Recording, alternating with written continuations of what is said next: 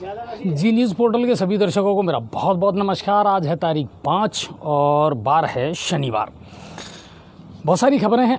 एक तो सबसे पहले तो मैं आपका शुक्रिया अदा कर दूं कि कल एक अच्छा एक्सपेरिमेंट हमने किया था और स्टूडियो के अंदर से हमने लाइव चलाया और बहुत सारे लोगों ने उसकी सराहना भी की। लेकिन बहुत सारे लोग जिनको नेचुरली ओपन अच्छा लगता है उन्होंने कहा कि साहब ओपन से भी अच्छा लगता है। लेकिन वो एक एक्सपेरिमेंट था और करना ज़रूरी था कि शायद कभी अगर ऐसी परिस्थितियां आए कि स्टूडियो से चलाना पड़े तो उसके लिए हम तैयार रहें। दूसरी बात, कल का जो मुद्दा और कल का जो विषय था वो शानदार था। थोड़ा सा डिले हम हो गए, वरना अच्छी बहस होती और बहुत अच्छी जानकारियाँ स्टूडेंट्स को मिल पाती। लेकिन उम्मीद ये करते हैं अच्छी जानकारी मिली भी होगी आपको और आने वाले समय में भी कुछ अच्छे प्रोग्राम इसी तरह के डिबेट के जो सीधा आपसे राब्ता रखते हैं और आपसे जुड़े हुए हैं लेकर के हम ज़रूर आया करेंगे। आप सभी का शुक्रिया। खबरों को शेयर ज़्यादा से ज़्यादा कीजिए आप, ताकि लोगों तक और जिन तक वो खबरें पहुंचनी चाहिए वहां तक वो पहुंचें। तो ये तो था कल का मामला। इसके लिए आप सभी का बहुत बहुत धन्यवाद। और जितने भी दर्शक जुड़े हैं प्लीज़ अभी से शेयर करना शुरू कर दीजिए, क्योंकि कल से लेकर के आज तक क्या कुछ घटित हुआ है वो तमाम घटनाएं हम आपको सुनाएंगे और बताएंगे कि क्या कुछ चल रहा है और आने वाले दिनों में क्या कुछ और परिवर्तन हो सकते हैं। तो उम्मीद करता हूँ आप फटाफट खबरों को शेयर कर रहे होंगे और ज़्यादा से ज़्यादा ग्रुप में भेजें। चलिए शुरू करते हैं आज की। तो सबसे पहले तो आप सभी को बहुत बहुत बधाई विश्व पर्यावरण दिवस की। बड़ी अजीब सी परंपरा है हमारे देश में, और हमारे ही देश में नहीं पूरी दुनिया में, कि किसी विशेष दिन पर कोई विशेष दिन को हम सेलिब्रेट करते हैं। मदर्स डे हो गया, फादर्स डे हो गया, ब्रदर डे हो गया। लेकिन मुझे लगता है कि प्रकृति से जुड़े जो डे हैं वो एक दिन नहीं होते, वो हमेशा होते रहने चाहिए। उन पर ध्यान हमेशा रहना चाहिए। एक दिन विश्व पर्यावरण दिवस मना लिया, आज सभी ने, चाहे वो प्रशासनिक अधिकारी थे या जनप्रतिनिधि थे, सभी ने पौधारोपण कर दिया।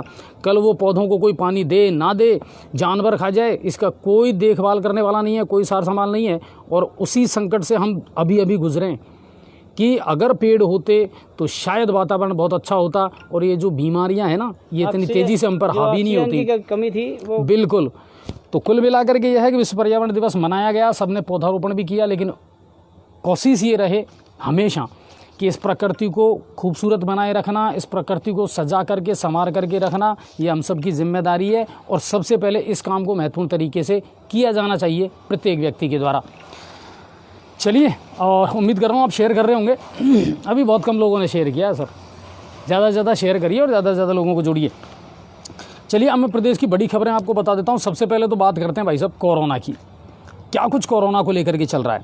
तो देखिए, कोरोना के केस जो हैं वो तेज़ी से घट रहे हैं। पूरे प्रदेश की अगर बात की जाए तो 942 केस हैं, 1000 से कम हो गए। 942 केस हैं, 32 मौतें हैं, 3364 लोग ठीक होकर के अपने घर चले गए। जयपुर, जिसमें सबसे ज़्यादा बम्पर पेशेंट आ रहे थे, उसमें भी अब राहत की बात है। 170 केस नए आए हैं जयपुर में, तो स्थिति कंट्रोल में है। टोटल एक्टिव केसों की अगर बात की जाए पूरे प्रदेश भर में तो 21,550 हैं पूरे प्रदेश में एक्टिव केस, यानी जिनका इलाज चल रहा है। तो उम्मीद ये करते हैं वो भी जल्द से जल्द ठीक हों और आएँ और इस सिचुएशन से हम जल्द से जल्द बाहर निकलें। 7 तारीख तक ये जो है मिनी अनलॉक ये रहेगा। इसके बाद में 8 तारीख को नई शुरुआत होगी। 7 तारीख को गृह मंत्रालय जो है, गृह विभाग जो है, वो एक नई गाइडलाइन जारी कर देगा। क्या कुछ खुलेगा, क्या कुछ बंद रहेगा।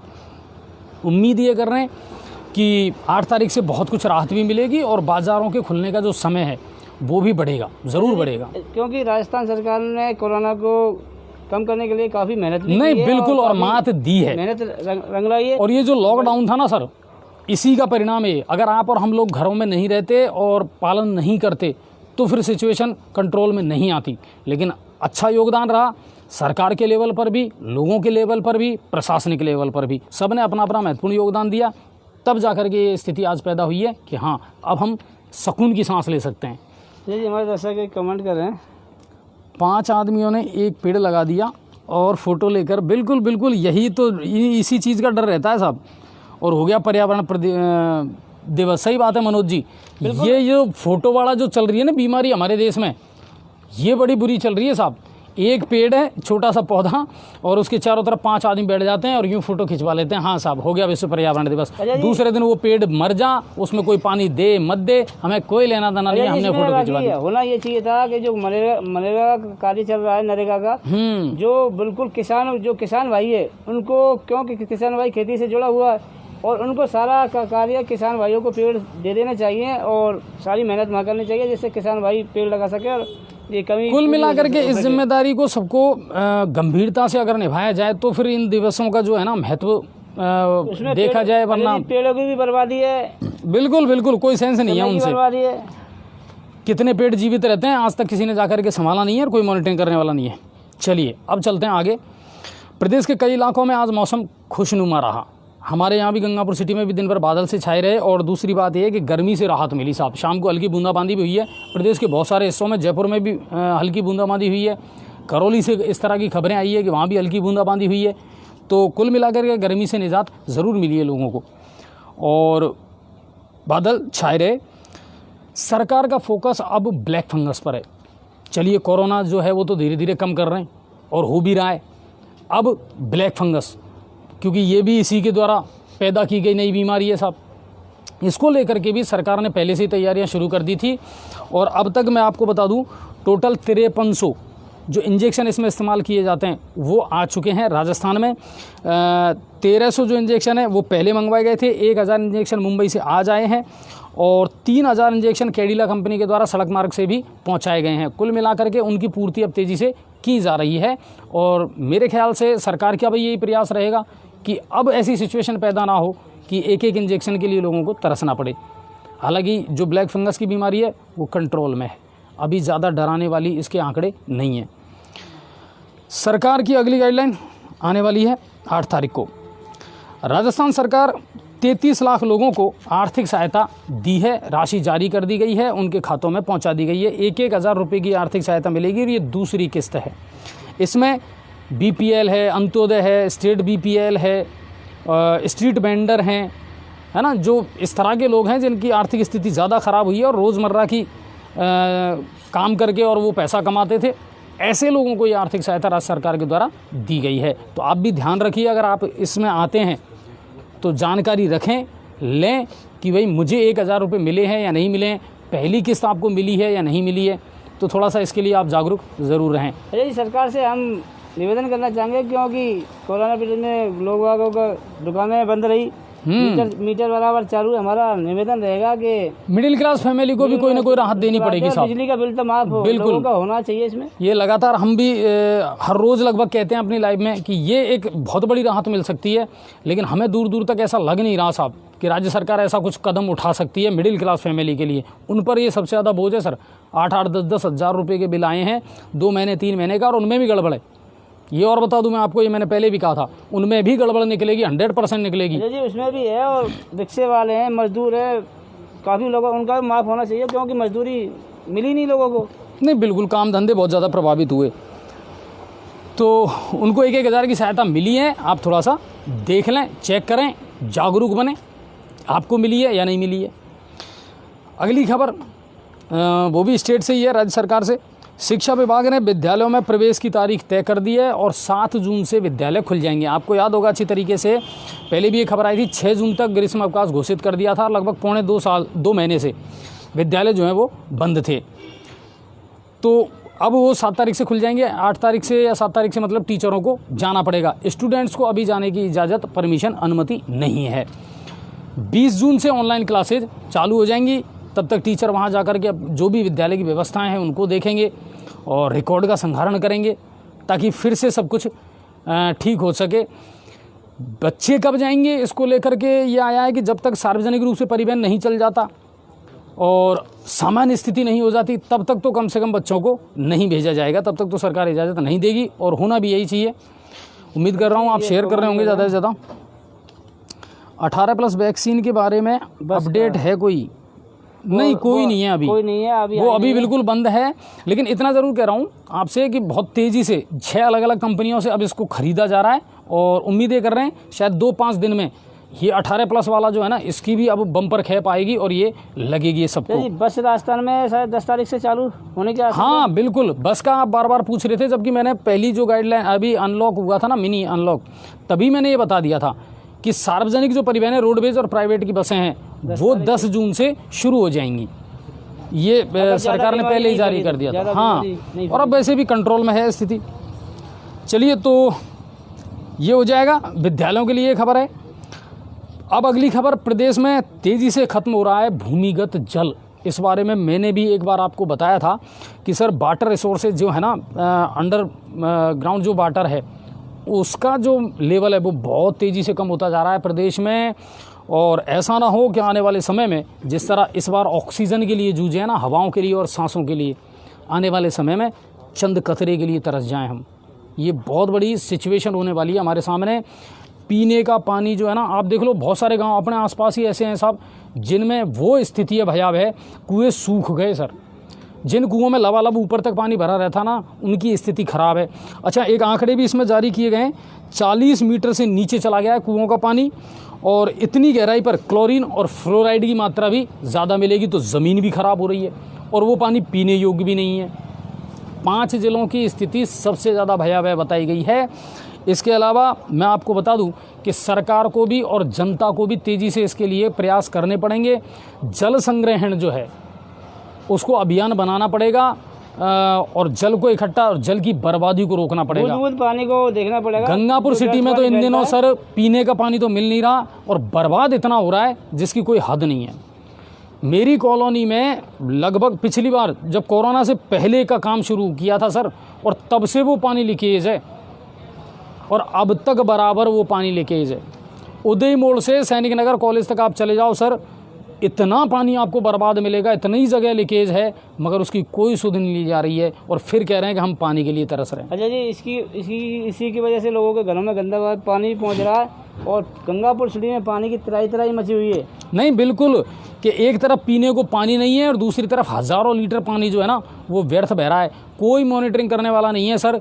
कितनी ही चाहे एमएलए साहब ने तड़ी पिला ली हो, चाहे प्रशासनिक अधिकारियों ने मीटिंग ले ली हो, मगर ये सीवरेज और अमृत ये तो भगवान के भरोसे ही है, इनका कोई सुनने वाला नहीं है। खोदते जा रहे हैं, पेच वर्क का कोई अता पता नहीं है, कब पाइपलाइन डलेगी कब नहीं डलेगी, मतलब इतना अव्यवस्थित काम चल रहा है सर।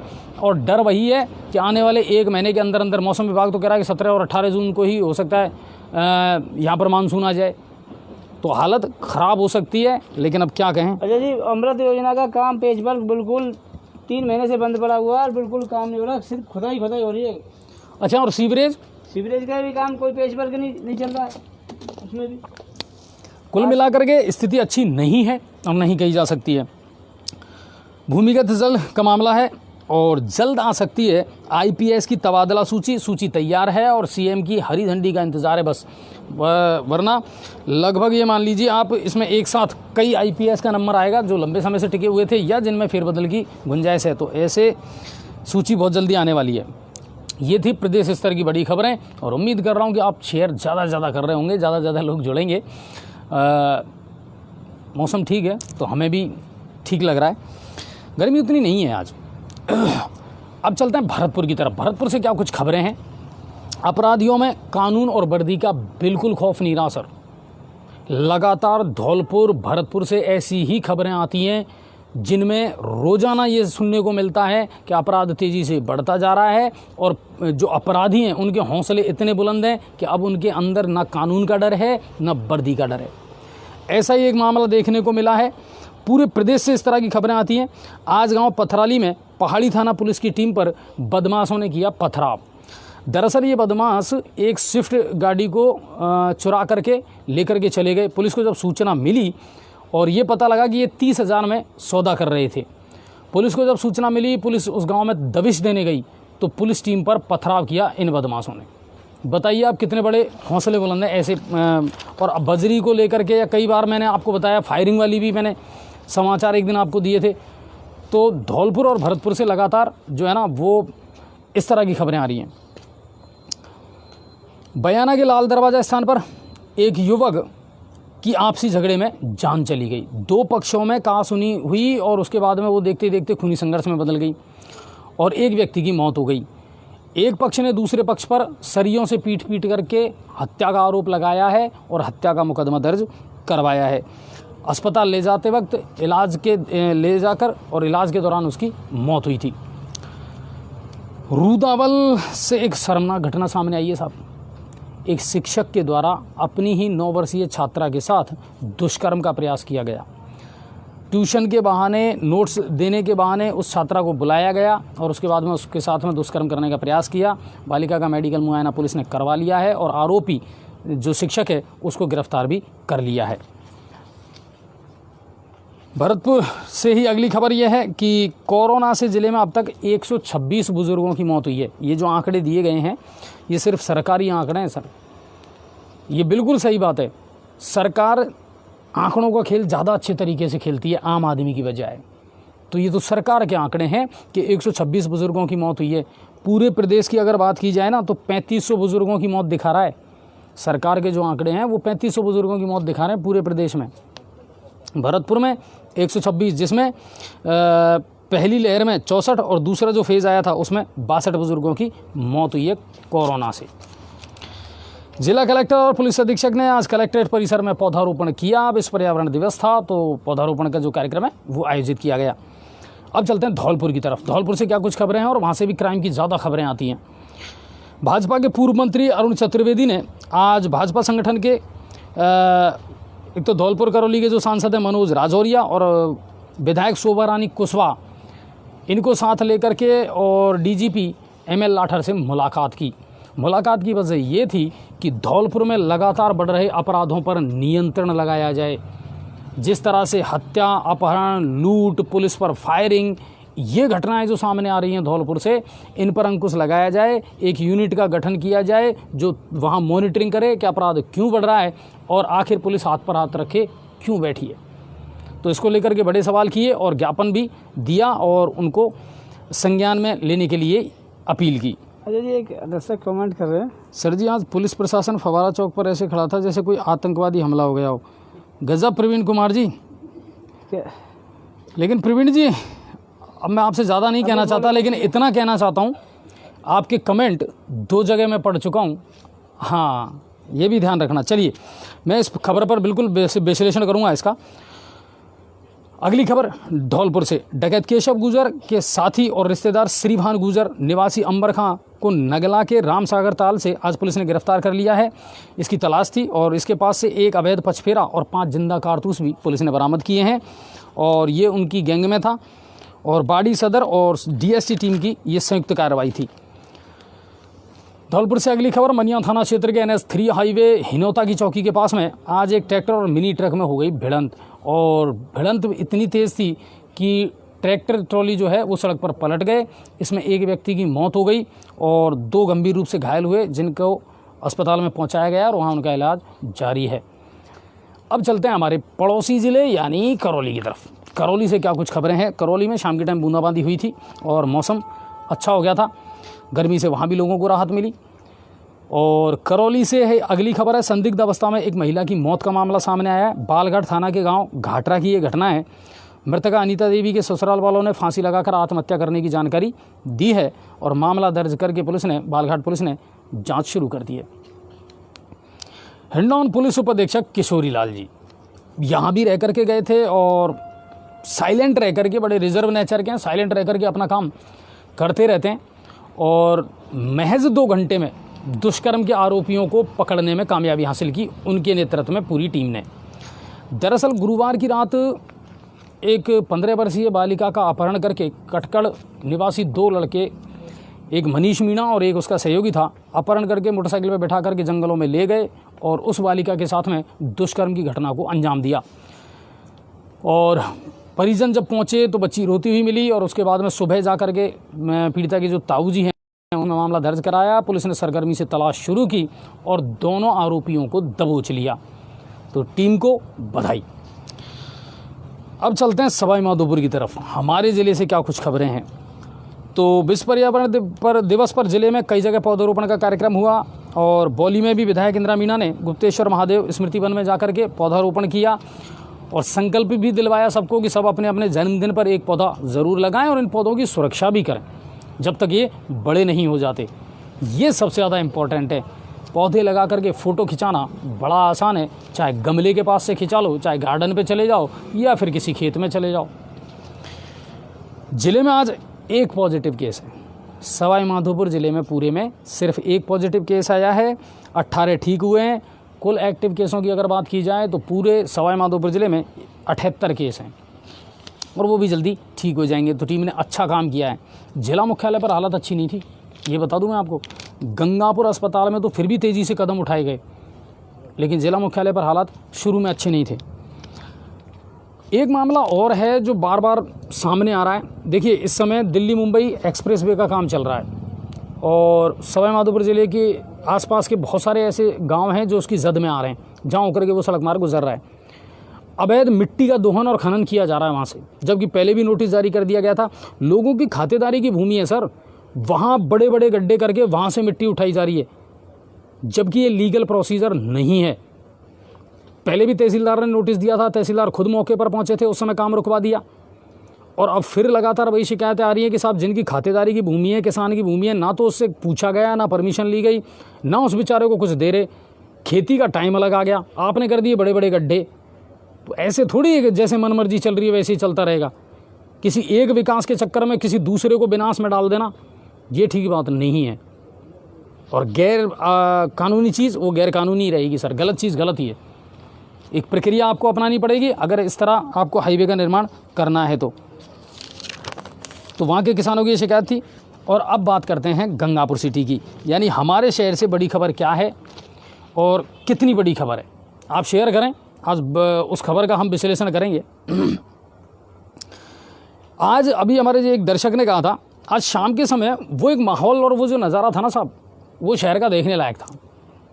नगर परिषद ने बड़ी कार्रवाई की अतिक्रमण के खिलाफ, और एक प्याऊ जो संचालित हो रही थी 2-3 साल से, उस प्याऊ को अतिक्रमण मानते हुए वहाँ से हटा दिया गया। और अजय जी, मज़ेदार तो बात यह है कि नगर परिषद ने वो रखवाई थी। नहीं, नगर परिषद ने वो रखवाई थी के सहयोग से, बिल्कुल। और दूसरी बात कि तब से ये अतिक्रमण नज़र नहीं आया और आज ये अतिक्रमण नज़र आया, एक बात। दूसरी बात, आपने उसको हटा दिया, वाकई में ये मैं कह सकता हूँ कि अच्छा किया, क्योंकि उसको हटाने के बाद में अब स्पेस तो खूब हो गया, अच्छी हो गई। और बाजार का एक शानदार कार्रवाई की है। प्याऊ को हटाने के लिए 3 थाने की पुलिस लगाई गई। हाँ, लेकिन ताज्जुब ये है, सबसे बड़ा सवाल ये था कि आखिर इतने बड़े पुलिस प्रशासन की या लवाजमे की आवश्यकता कहाँ थी। नगर परिषद कार्रवाई करता, उसे हटा देता, ठीक है, लेकिन इतने बड़े पुलिस प्रशासन की या जाब्ते की कार्रवाई क्यों करनी पड़ी, ये सोचने का विषय ज़रूर है। दूसरी बात कि शहर में अब से पहले कौन से बड़ी अतिक्रमण हटाने की कार्रवाई को अंजाम दिया गया, क्या नगर परिषद गिना सकता है ऐसी कोई कार्रवाई?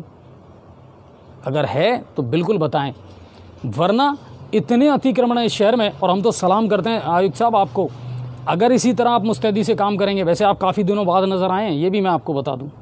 कहाँ थे हमें नहीं पता, लेकिन जब हम दिन भर मीडिया कर्मी हैं और जब घूमते हैं तो हर प्रशासनिक अधिकारी नज़र आता है, लेकिन आप कम नज़र आए। फिर भी आज आप नज़र आए और आपने शानदार काम करा। ऐसे बहुत सारे अतिक्रमण हैं सर, अब जिन पर हमारी बराबर नज़र रहेगी और हम आपको समय पर सूचना ज़रूर देंगे। हटने चाहिए अतिक्रमण। और अभी तो आपके लिए सबसे बड़ा जी का जंजाल जो बनेगा ना, वो बनेंगे ये ठेले वाले, जिन्होंने उदय मोड़ से लेकर के और सैनिक नगर तक पूरा कब्जा कर लिया है। जब सिचुएशन सामान्य हो जाएगी, मैंने पहले भी ये बात कही थी, और जितने दर्शक हमारे यहाँ देख रहे हैं ना, उनसे मैं कहना चाहूँगा कि जब भी कोई खबर आप हमारी देखें तो एक अच्छे और सच्चे युवा होने के नाते देखें, उसी के नज़रिए से देखें। पार्टी पॉलिटिक्स, जातिवाद, समाजवाद, धर्म, सब कुछ हटा करके और एक अच्छे युवा होकर के सोचें और देखें हर खबर को, तब आपको पता चलेगा कि हाँ, हर खबर में कितनी सच्चाई और कितनी गहराई छुपी रहती है। करें आप कार्रवाई, लेकिन ये याद रखें सर कि ये कार्रवाइयाँ लगातार जारी रहें, और करने के और भी बहुत काम हैं जो आपको करने हैं। अब आपने वो जगह खाली करवा दी, बहुत शानदार रहा। लेकिन एक चीज़ कहना चाहूँगा इसमें, प्याऊ तो थी, वो किसी की कोई जागीर नहीं थी, और प्रशासन ने जो किया वो अच्छा किया। हम भी कह रहे थे, आज दोपहर में भी मेरे से माननीय एसडीओ साहब ने कहा था कि यार ये गलत है, तो हटनी चाहिए। मैंने साहब हट जाएगी, कोई दिक्कत नहीं है इसमें। तो लेकिन 3 थानों की पुलिस लाकर क्या दिखाना चाहते, कोई आतंकवादी घटना थी या वो पूरे इलाके को घेर लिया गया प्रशासनिक अधिकारी? और एक और कहते हैं कि भीड़ नहीं करनी चाहिए। पूरा प्रशासन में कितने लोग थे? नहीं, वही बात है। और दूसरी बात है, चलिए आपने उसको हटा दिया, अब वहाँ खुला भी हो गया, स्पेस भी अच्छा नज़र आ रहा है और वो दिख भी अच्छा रहा है, इसमें कोई शक नहीं है। अब वहाँ क्या किया जाएगा, आगे की क्या प्लानिंग है, उस पर भी नज़र रहेगी। क्या वहाँ वो जो टूटे हुए जाल हैं वो हट जाएंगे? क्या वहाँ एक अच्छे नाले का निर्माण हो जाएगा? क्या वहाँ कोई सर्किल बनाया जाएगा छोटा मोटा? क्या वहाँ कोई डिवाइडर बनाया जाएगा? देखना पड़ेगा और नज़र अब इस पर भी रहेगी। देखने की बात तो ये है कि सरकारी भूमि पर कितने कब्जे हो रहे हैं, नहीं वो नज़र नहीं आते, वो नज़र नहीं आते प्रशासन को। और फिर दूसरी बात मेरे दिमाग में एक चीज़ और थी दोस्तों कि अभी कोरोना का टाइम चल रहा है, गर्मी का टाइम है। मैं आपको सच बता रहा हूँ, हज़ारों लोग, हज़ारों राहगीर जो है ना, वो अपनी प्यास बुझाते थे वहाँ। हरिजन बस्ती के तो बहुत सारे घर ऐसे थे जिनको पानी ही वहाँ से मिल रहा था। उनके यहाँ भी नल की व्यवस्था फ़िलहाल नहीं है, कई लोगों के घर में नहीं है, कई लोगों के घरों में नहीं है, मिल रहा था। आप इस काम को महीने भर बाद भी कर सकते थे। जब गर्मी कम हो जाती, बरसात का या मौसम शुरू हो जाता तो ठीक ज़्यादा रहता, तो तब तक इन लोगों को पानी की सुविधा मिलती रहती। मगर पता नहीं साहब ऐसा क्या दबाव था, ऐसा क्या प्रेशर था प्रशासन के ऊपर। लेकिन कहानी में ट्विस्ट तो है। अजय जी, प्रशासन को धन्यवाद देना चाहेंगे, शाबाशी देना चाहेंगे। एक प्याऊ को हटाने के लिए बहुत अच्छा कार्य किया, लेकिन इससे पहले, हटाने से पहले कोई व्यवस्था तो करते हैं आम लोगों की, राहगीरों की। आखिरकार राहगीर पानी कहाँ पिएगा? नहीं, अच्छा ये जो प्याऊ है ये विवादों में रही क्यों? मुझे तो समझ नहीं आ रहा इसको विवाद बनाया क्यों गया। अजय जी, कुछ कथाकथित पत्रकार है ना, इसमें इशू क्या था? कोई इशू तो नहीं था, कोई इशू नहीं। 5 साल पहले प्रशासनिक अधिकारियों की जो ये भामा साहब, मैं बताना चाहूँगा इस पूरे मैटर में, ये 12 चौकियाँ खोली गई थी, 12 चौकी दोस्तों, लेकिन 11 चौकी विवादों के चलते हटा दी गई। और लेकिन फिर बाद में नए बाज़ार के लोगों ने भी ऐतराज़ किया इस पर, और माननीय एडिशनल एसपी साहब से भी हमारी बात हुई, तो उन्होंने कहा यार लोग विरोध करें तो इसे हटा दो। तो फिर बाद में पुलिस चौकी को हटाकर उसमें पुलिस पानी की व्यवस्था की गई लोगों के लिए। वो 1.5 साल से लगातार जारी थी, 1.5 साल से। और बाज़ार के लोगों ने कई बार उसमें चौथ वसूली भी होती थी उसमें प्याऊ पे, उसका विरोध भी किया था, इसीलिए वो हटा दी गई। कुल मिला करके हाँ अच्छा जी, तब तो अतिक्रमण नजर नहीं आया जब पहले इसमें चौथ वसूली हुआ करती थी। नहीं, और आपके पुलिस वाले भी बैठते थे तब अतिक्रमण धूप में, वहाँ किसने रोका? फिर इसे इशू बनाया क्यों गया? आपने इसको इतना ऐसा रंग दे ही क्यों दिया? लेकिन शायद वही बात है कि इस जमाने में है ना साहब, काम करने वाले कम और कान भरने वाले ज़्यादा हैं, है ना। बहुत सारे जयचंद और रायचंद पैदा हो गए साहब। अजय, नए बाजार के लोग पानी ही तो पिला रहे थे लोगों को, कोई गुनाह थोड़ी कर रहे थे इसमें। तो आज की वो जो घटना है ना, आज पूरे शहर में चर्चा का विषय रही साहब। और कुछ हमारे जो दर्शक है ना, हमें तो हमारे दर्शकों पर भी ताज्जुब होता है कि कुछ दर्शक ऐसे हैं जिनका कोई स्टैंड या ओपिनियन ही नहीं है, जिनका कोई स्टैंड नहीं है। अच्छा जी, हम दर्शकों पर छोड़ते हैं, जो पानी की प्याऊ प्रशासन ने हटाई वो गलत हटाई या सही हटाई, वो कमेंट करें। और सबसे बड़ी बात यह है, हम हमेशा आपको जागरूक करने का प्रयास करते हैं, हम ये हमेशा समझाने का प्रयास करते हैं कि सही गलत, सच और झूठ का निर्णय करना सीखो। इतनी जागरूकता तो आए कम से कम कि क्या सही हो रहा है मेरे शहर में और क्या गलत हो रहा है। सही का हमें साथ देना है, लेकिन अगर गलत कुछ भी होता है तो उसका साथ नहीं देना है। अगर अजय जी, अगर इतना ही जाता, अगर किसी क्राइम को हटाने के लिए लगाया होता, मोटरसाइकिल आए नहीं, बस ये चंद सवाल हैं हमारे, मोटरसाइकिल, बाकी उनकी कार्रवाई पर हम कोई सवाल नहीं उठा रहे हैं। उनकी किसी भी कार्रवाई पर हमें हमारा कोई सवाल नहीं उठा रहे हैं। अच्छा काम किया है, ठीक है, वहाँ अच्छी खासी जगह हो गई। अब बस ये है कि अब उसका सौंदर्यीकरण हो जाए और ढंग से हो जाए। उदय मोड़ सर्किल है, वो भी दुर्दशा का शिकार है। ट्रक यूनियन पे आप चले जाओ, वो भी दुर्दशा का शिकार है। तो साहब इनके भी सौंदर्यीकरण के बारे में सोचें। फव्वारे 2 साल से 2.5 साल से बंद पड़े हैं, हो सकता है बिल तो आप दे रहे हो, ठीक है ना, बिलों के नाम पर बिल उठा रहे हो, लेकिन वो बंद पड़े हैं 2 साल से फव्वारे। रोड लाइटें हैं, बड़ी फ्लड लाइटें हैं, इनका भी कुछ करो, सोचो। CCTV कैमरों का तो कहना ही क्या, अपराध तेज़ी से बढ़ रहा है, वो नज़र नहीं आता। कई सवाल हैं, और जब हम सवाल पूछेंगे ना तो फिर आप पर जवाब देते नहीं बनेगा, चाहे वो प्रशासन हो, चाहे वो कोई भी जनप्रतिनिधि हो। और फिलहाल दोस्तों हम बताना चाहेंगे, वो प्याऊ हमने रखवा दी है, दूसरी जगह एडजस्ट करेंगे उसको कहीं भी, क्योंकि हमारे तो राहगीरों को पानी पिलाना है। नए बाजार के सौंदर्य से दोस्तों 5 प्याऊ चल रही थी 5 प्याऊ, चलिए बराबर जारी है हमारी। हाँ, नहीं उसको भी दूसरी जगह एडजस्ट कर देंगे। हमारा मकसद प्रशासन, अरे वो जगह रोकना या कब्जा करना थोड़ी है वहाँ पे। हमारा राहगीरों को पानी पिलाने का है, और पानी तो हम पिलाएंगे यहाँ, नहीं तो दूसरी जगह सही। हाँ, देखते हैं। हालांकि अब इसमें भी नगर परिषद का ही अब आप वो कर लेना, हाँ कि साहब अब यहाँ दूसरी व्यवस्था आप करवाओ तो अच्छा रहेगा। चलिए, वीकेंड लॉकडाउन था तो ज़्यादा बाज़ारों में हलचल थी नहीं, इक्के दिक्के लोग नज़र आए और पुलिस प्रशासन भी मुस्तैद था और कार्रवाई भी की गई ऐसे लोगों के खिलाफ़ जिन्होंने इसका उल्लंघन किया है। तो अभी तो ऐसे ही रहना पड़ेगा, सोमवार तक तो फिर से देखते हैं कितनी कुछ राहत मिलती है। तब तक ये जो मिनी अनलॉक है ये भी कंप्लीट हो जाएगा। अमृत योजना और सीवरेज, इनका तो कहना ही क्या। वो आपका क्या हुआ वहाँ उस बाज़ार का, खुदाई करने के बाद में उसमें पाइप डाल दिए या नहीं डाले अभी? हाँ, उसका सिविल लाइन का काम चल रहा है उसमें। पदम जी, लीकेज वालों का क्या करें, लीकेज कैसे बंद हो? अमृत योजना वाला कौन ऐसा ठेकेदार है, जिम्मेदार अधिकारी है जिसको हम लीकेज के बारे में बताएं? अमृत का लीकेज के लिए बाबूलाल जी हैं, ठेकेदार गंगापुर सिटी के, उनसे बात करेंगे। नहीं तो आप मेरी कल उनसे बात करवाएं सर 100%। क्योंकि लीकेज गंगापुर सिटी में बहुत ज़्यादा है। गंगापुर सिटी में पानी बहुत व्यर्थ फैल रहा है और इसकी वजह से गंदा पानी भी आ रहा है। हमारा प्रशासनिक अधिकारियों से निवेदन है और वो लीकेजों पर ध्यान दें, जिससे कि गंदा पानी नहीं पीना पड़े और व्यर्थ पानी भी ना फैले।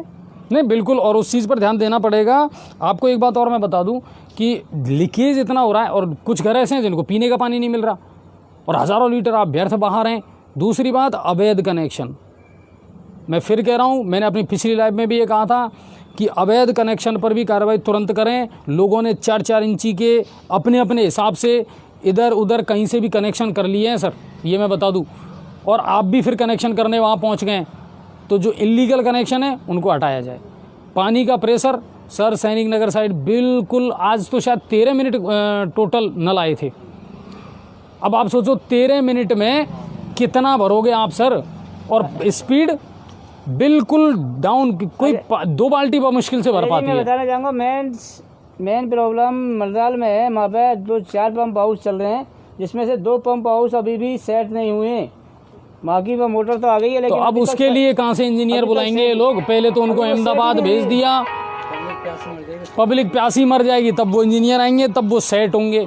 अजीब की बात है। जब बार में जलदार विभाग के अधिकारियों से हम कहते हैं कि साहब पानी की, इधर आओ, गंगापुर सिटी की जनता त्राही कर रही है इस टाइम, तो वो एक ही बात कहते हैं कि मंत्रालय की अभी जो 2 पंप हाउस है वो अभी ठीक नहीं हुए हैं पूरी तरह और से। कितने दिन से कहते आ रहे हैं हम इस बात को? विधायक महोदय ने भी आश्वासन दिया था, बिल्कुल साहब वो 4:30-5 बजे आ गए और उनको चालू कर दिया जाएगा, जबकि अभी तक वो चालू नहीं हुए। तो ये है, बिजली कटौती वो तो जारी है, कितना ही कह लो वो तो जारी है। इनके पास में जवाब नहीं है अब देने के लिए, इसलिए फ़ोन उठाना भी बंद है। जो नंबर मैंने वहाँ दिखाए थे ना आपको जब मैंने लाइव चलाया था, उन नंबरों पर भी दर्शक कर के थक गए। उपभोक्ता कितने फ़ोन करें, कहाँ करें, कोई जिम्मेदार तो हो। इनकी भी गलती नहीं है, बिजली आगे से ही नहीं मिल रही, अब कहाँ चली गई ये बिजली ये समझ नहीं आ रहा। आप बिजली की लगातार कटौती करते जा रहे हैं। अब तो ऐसा हाल हो गया सर, आधे घंटे आएगी फिर चली जाएगी, फिर आधे घंटे आएगी फिर चली जाएगी, ये कंडीशन है पूरे गंगापुर में। अब आप सोचो जब गंगापुर सिटी में ये हाल है तो गाँवों की तो क्या दुर्दशा हो रही होगी। लाइट के मामले में 12-12 घंटे कटौती चल रही है सर ग्रामीण क्षेत्र में, ये कंडीशन है।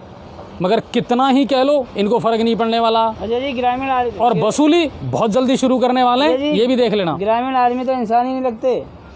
नहीं बिल्कुल, तो ये है। और नांदोती से एक खबर आई है, मुख्य स्टैंड पर परचूनी की दुकान में चोरों ने सेंधमारी की और चोरी की। करीब 50,000 का माल उन्होंने पार कर लिया, लेकिन थानाधिकारी वीर सिंह जी, और वीर सिंह जी के तो जलवे हैं ही, उन्होंने तुरंत सरगर्मी से तलाश करके और 3 आरोपियों को गिरफ्तार भी कर लिया।